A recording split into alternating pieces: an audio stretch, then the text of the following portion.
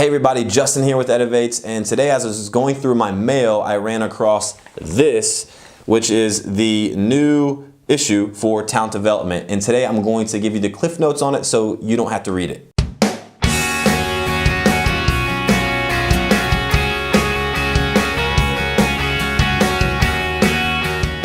Okay, so the front cover says investment in learning programs increased for the 4th straight year. So this really pertains, if you're a leader in your organization, if you're in human resources, if you're in a learning department, or if you're on your own as an instructional designer, whatever it might be, this is really going to be important for you when you're doing your planning for 2017. So pay attention to some of these data points because it's going to give you a way in which you can gauge where you stand as it pertains to learning programs to your competitors. Okay, so let's just jump right into it. How much are companies spending on learning programs every year? Well, first I want to say that this data comes out of ATD's State of the Industry report back in 2015. So this is the newest data that's out. And what they've done was they've collected all of this information from 300 organizations from around the world, from across different industries, a ton of different demographics. So it's a huge set of data that we're dealing with. So I'd say that most of this stuff that I'm saying here is quite accurate. Okay, so how much are organizations spending per year on their employees for these direct learning programs? Well, it turns out that they're spending on average $1,252.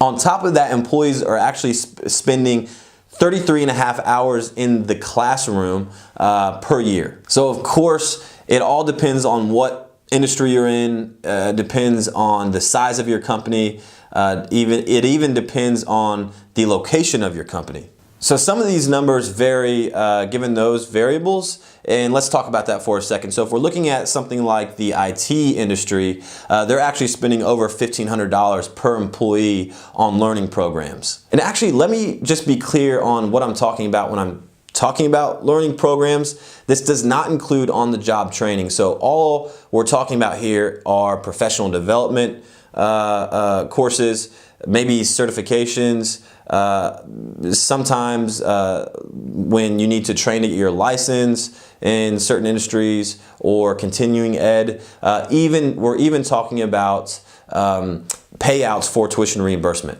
So basically, as I said, as I mentioned, IT industries and software industries are spending a hell of a lot more on their employees for learning, but they're also spending less time in the classroom. When we compare this to industries like real estate or insurance or even manufacturing, those numbers go way up. So they're spending more time in the classroom, so over 50, but they are spending less per employee. So as it states in this report, the data that we got from it, real estate industry, they're spending about, let's see, $890 per employee. And for manufacturing, $503 per employee. So interestingly enough, you would think that a lot of this would be online, at least I would, but in fact, over a half, so 51% of these direct learning programs are still in the classroom. About a third of, 28% of these courses are online programs. I'm going to plug Edivate. So if you take Edivate's micro degree, for instance, that would be included in that cost.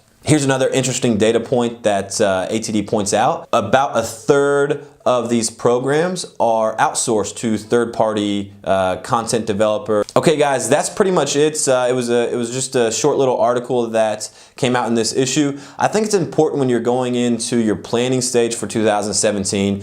Companies right now are looking at investing in learning programs, and so this is a way in which you can benchmark yourself as it pertains to these programs to other competitors. So if you don't mind, share this information with your colleagues. Comment down below, or like this video, or comment down below, and let us know about what your company is doing with their learning programs. As always, I'd love to hear from you guys, and until next time, peace. First rule in roadside beat sales: put the most attractive beats on top. The ones that make you pull the car over and go, wow, I need this beat right now.